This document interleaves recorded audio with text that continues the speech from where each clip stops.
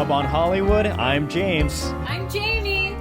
And we love movies! And we love movies! Huzzah! A bit of... Movies forever! Alright, how are you doing, Jamie? Oh, I'm good. We're like hanging your, in there, James. We're surviving the work from home and all of that madness and everything that comes with it. How are you? I'm good. Getting by also. I like the Tiger King in the background. Looks awesome. Yes, my art skills are unparalleled, James. It's either a tiger or a gremlin or I don't even know. So, speaking of what's behind me, Tiger King, one of the things that we are talking about today, this already blows my mind. Of course, there's a made-for-TV movie, in the works, about Tiger King. That is one of the things we're talking about today. We're going to give our dream casting for this film. I'm so excited to see what you came up with. We have no idea what each other picked, but that's a little bit later. Yeah. Yeah, so we will get to casting Joe Exotic, but eventually we will start talking about Taika Waititi of Jojo Rabbit and, of course, Thor Ragnarok fame. He's going to be directing and co-writing a new Star Wars movie.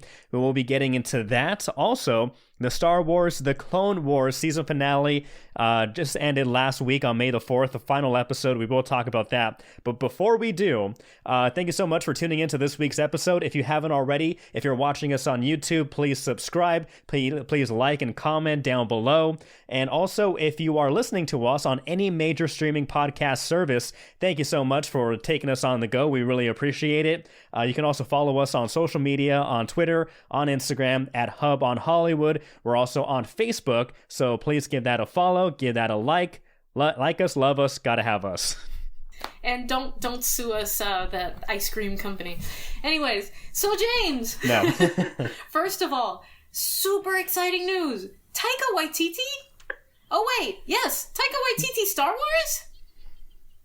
Yeah, of course. Now, Taika Waititi, he was introduced into the Star Wars universe through The Mandalorian. He played one of the bounty hunter droids, and in the first and in the last episode, which was great. And he actually directed, I believe, the last episode of The Mandalorian. So he has a good feeler for how the Star Wars world is and how it works. And there were rumors before that he was going to be possibly directing a new Star Wars film, and that was just recently confirmed. And we don't have a release date, but of course very excited because Taika Waititi, a very creative and unique storyteller, unique director. Yep. So they've brought Taika Waititi in to sort of revamp the Thor enterprise, to revamp the Thor movies, and I think he's done a spectacular job of that, of bringing that character that has always been a little bit two-dimensional and really giving it life and giving that story new life. And he is white hot right now. He's just super, super hot in Hollywood right now. He's also been tapped to direct a new Deadpool movie, which I'm just, my anticipation for that is just so through the roof. I'm just so excited because he brings that zaniness and that energy and the color palettes, just the color palette alone that he brings to his films. And the way that he tells a story is very natural. So I think that they've brought Taika in because he is known for revitalizing things like Thor, and I think that Star Wars really needs that revamp right now. All of our hearts are hurting a little bit. The Star Wars, community has been torn apart a bit, and I think that they need Taika's energy and positivity to come in and just breathe life into us, give us a breath of fresh air. What do you think? Yeah, not only does Taika Waititi have a unique way of looking at the world, but just referencing Jojo Rabbit, he is also very capable of bringing these very hard-hitting emotional beats to movies that seem to be zany and out of this world, but then bring you right back to reality. So I'm really excited about that. Not only will he be co-writing this, but he's co-writing it with Krysty Wilson Cairns. I think that's how you pronounce her last name. She was nominated for Best Screenplay for 1917, and she wrote for Penny Dreadful as well as Last Night in Soho, so she has a lot of great credits underneath her name, and I'm really excited. And one thing you may be really excited about, Rian Johnson, he was one of the first people to comment about the Taika Waititi announcement. Oh, yeah? Did you happen to see that? I did not actually. Yeah. Why don't you tell me what he said? Rian Johnson. I've been busy. Sorry, Ryan. I love you. So he. So he goes on Twitter, and I quote, he goes, "I have no idea what kind of Star Wars will come out of Taika Waititi and Christie's brains. If I tried to guess, I'd be wrong, and that's the most exciting thing I can imagine." So I think high praise. That is great. I love... that is just perfect. He put that absolutely perfectly. I think one of the big problems with Star Wars is it's become stale. It's become stagnant. It's become rehash, and it's become like all just fan service. And, I was really a big fan of Rian Johnson's film because it was original and it went in a new direction. And then the Return of Jedi was just kind of like all rehash. And I really want to see a new story. I want to see something fresh, exciting, and I want a director who has a positive take on the world. I think we all need a little positivity right now. I think kind of with the rise of Skywalker, bringing in Chris Terrio, who was a writer for a lot of the darker DC movies, I just don't think that that's the right tone that you want to strike, or that was struck. Like, Star Wars has always been a space opera, a fantasy, a fairy tale, something about hope. It's about hope and love, and I think that Taika can bring that with his signature, like, craziness and uniqueness. I have no idea what to expect, and yeah, it's exciting, just like Rian Johnson said, my boyfriend. So let me ask you, what do you think or hope we see more of in the Star Wars universe? I have a couple ideas. You have a couple of ideas. Well, I think I'd like to see more character-driven stories. Like, I want to know about a little kid in a different, corner of that Star Wars universe who has the ability to use the Force in a completely different way. Like, I want new Jedi stories. I want new non-Jedi stories. I just want to know more about that galaxy far, far away. And I'm ready for something completely new and different. Now, what I don't want to see more of the characters that we know and grew up with, like Solo. I don't want to see Yoda as young Yoda. I don't want to see Princess Leia or Luke as young Princess Leia or Luke. I don't want to see that. There are two exceptions, though. I would like to see, or rather three things. I would like to see maybe a different perspective from the Jedi who survived Order 66, how they escaped, how they survived, and what they did in the meantime. And I can kind of imagine that being like a I don't know, kind of like the Mandalorian, where he kind of goes off and does his own kind of adventures or solves like a little village's problem with the use of the Force or whatnot. So I would like to see that, those who survived Order 66. I would also like to see maybe an Obi-Wan Kenobi. I know we have a TV series coming out, so this probably won't happen, but I would like to see what happens after Revenge of the Sith and A New Hope. What happens in between that time? And of course, that may incorporate Luke, younger Luke, on Tatooine, but you have mostly Ewan McGregor, and I'd be happy to see more Ewan McGregor in a full-blown movie. But one thing that I really want to see is the Knights of the Old Republic, going back thousands of years, 4,000 or 5,000 years, when there were armies of Sith and the army of Jedi, and they were going back and forth at it in these huge lightsaber battles. I would love to see the Old Republic and that whole thing go down and see how it, we hear so much from the video games and from the novels. I would love to see a full-blown army Sith take on a full-blown army of Jedi. I think that would be amazing. Wow. Yeah, no, that would be amazing. No, that would be spectacular. But I think the only thing that I would like to see in my heart of hearts that is related to the original trilogies would be Rey going to the world between worlds, saving Ben Solo's cutie patootie and dragging him out of there, and then having adventures all over the galaxy and having to put the galaxy back together, and Kylo coming to terms with everything that he's done wrong and trying to make it right, and da-da-da-da-da. I know, it's not gonna happen. So fan fiction. I may or may not be writing it. I know. I'm happy with putting the Skywalker. I'm happy with putting the Skywalker story to rest. To let that let that giant sleep. I'm over that. So I'm not sure if I'm too on board. I'm sure you would have guessed that anyway. But Yeah. yeah. So Taika Waititi, whatever he comes out with, whether it be the Old Republic or Rey and Kylo Ren spinoff, either way, I think it's going to be a good, Yeah. awesome, fun product to watch. Absolutely. But speaking of the Star Wars products that we've have available to us right now, a spectacular ending to the Clone Wars.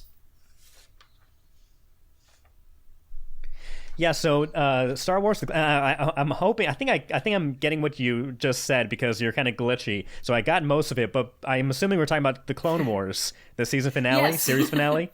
Yes, yes, yes. Okay, so yeah, so the series finale, I got that. Technology, we're working from home, we're making it work. But the series finale ended on May 4th. May the 4th be with you. I'm wearing my shirt. So it was a great ending to fill up the gap between Attack of the Clones and Revenge of the Sith. And I'm not going to go into spoilers or anything, but I will talk about how great they transitioned the animated series into the final real life movie, Revenge of the Sith, and how it tied in so well, and how it not only tied in and gave a great arc to Anakin Skywalker from when he was a young boy to when he becomes Darth Vader, but also the character arc of Ahsoka Tano, one of the most, as you mentioned before in our last episode, one of the most famous and most popular characters right now.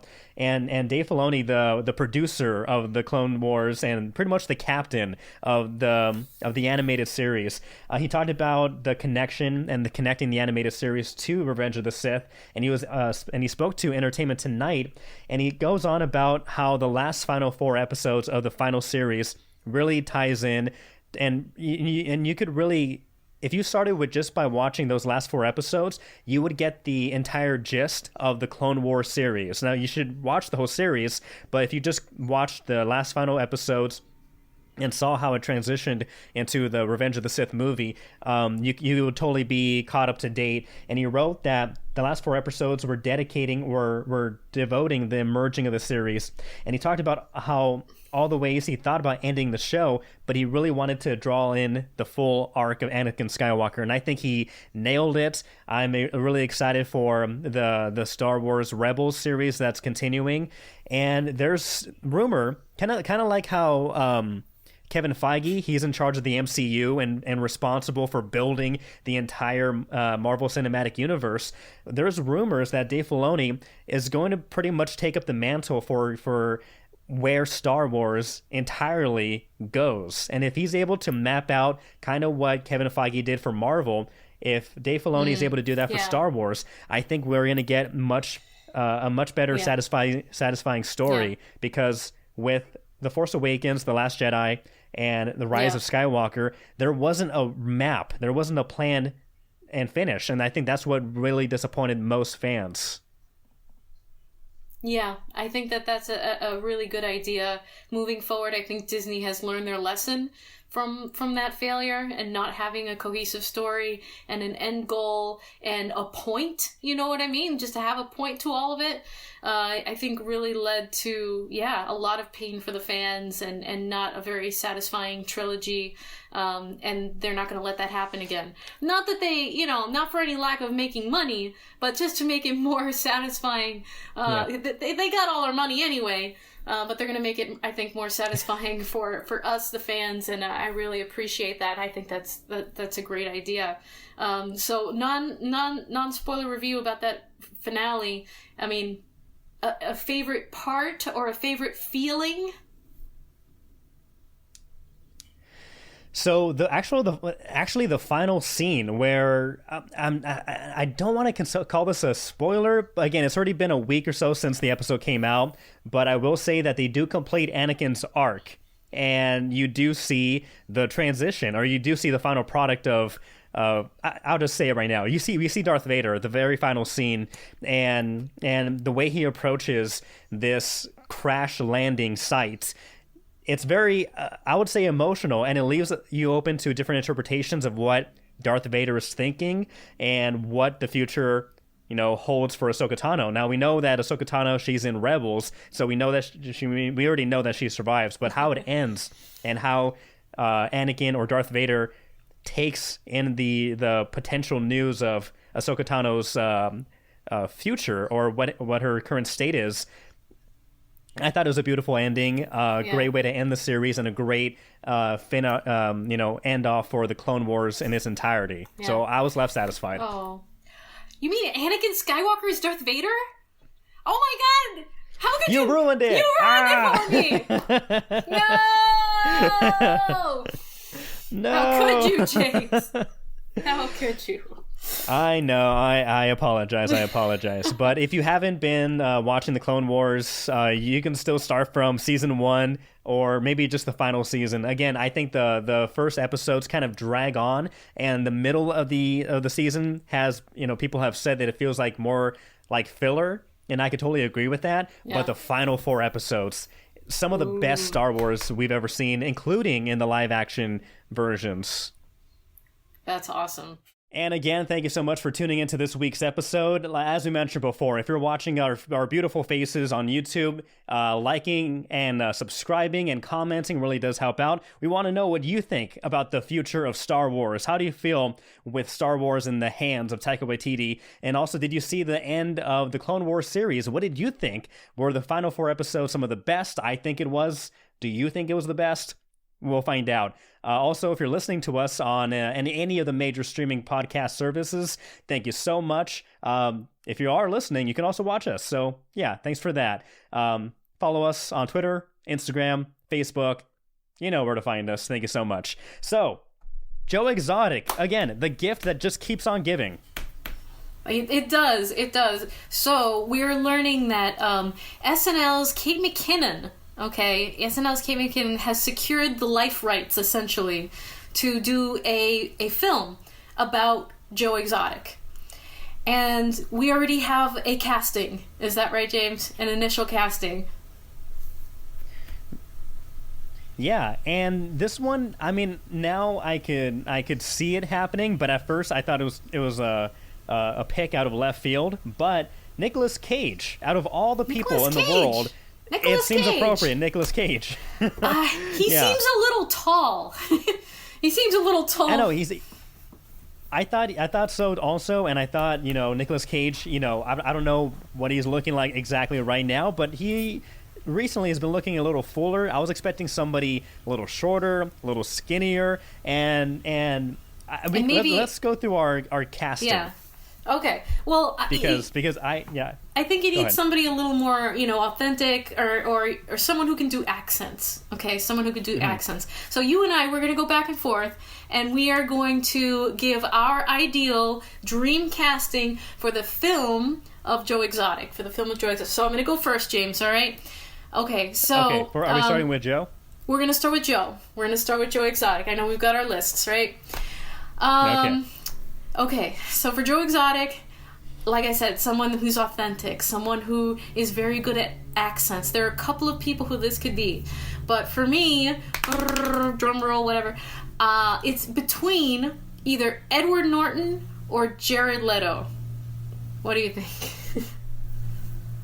I could imagine more Jared Leto transforming himself to look like Joe. Yeah. I love Edward Norton. I think he's one of the best actors in the past 20 years. So no knock on Edward Norton, but I don't see him pulling crazy Joe like Jared Leto. But Jared Leto's not a bad pick. I would have gone with, and this was one of the first names that was touted out there, David Spade. David Spade has played Joe Dirt. Oh. He's played that type of character with long, weird hair, kind of trailer parky kind of character. Yeah. And I think he's the right height. I think he has the right body frame. And I think with the right makeup and get up, I think he would play a very Joe Exotic, very accurate Joe Exotic.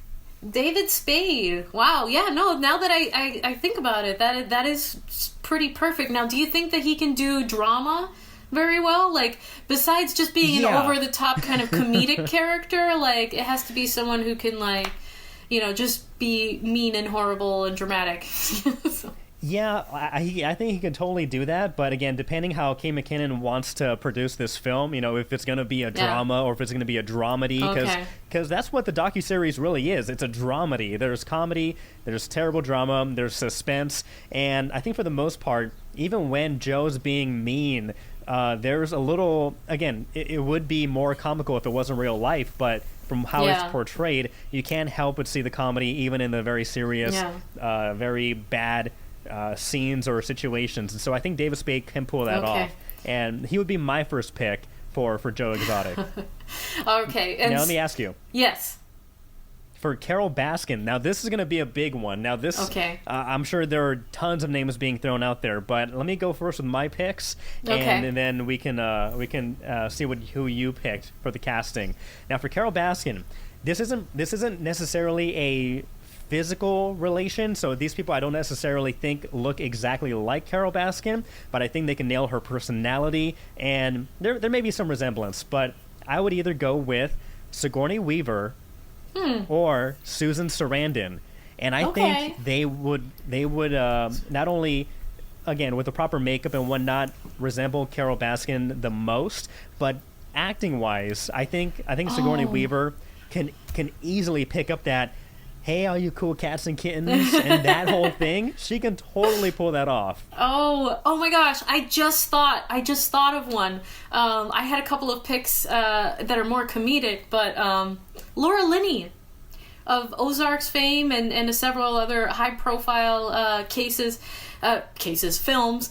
She's just a fantastic actress with amazing range, and she can really portray that, like, did I kill him? Did I not? Am I going to? I think she could totally do that. She has incredible range. So that's Laura Linney. She's currently the wife in Ozark. Oh my goodness, I could see that totally. But I can see that too. I have, as far as my other picks, it's a little bit more comedic. This is for Carol and Howard, her husband. Okay, and it's a political casting, but I tried to balance it out. And this is based purely on aesthetics, people, not on politics, based purely on aesthetics. I think we're on the same wavelength, but go ahead. Hillary Clinton for Carol Baskin and Mitch McConnell for Howard Baskin.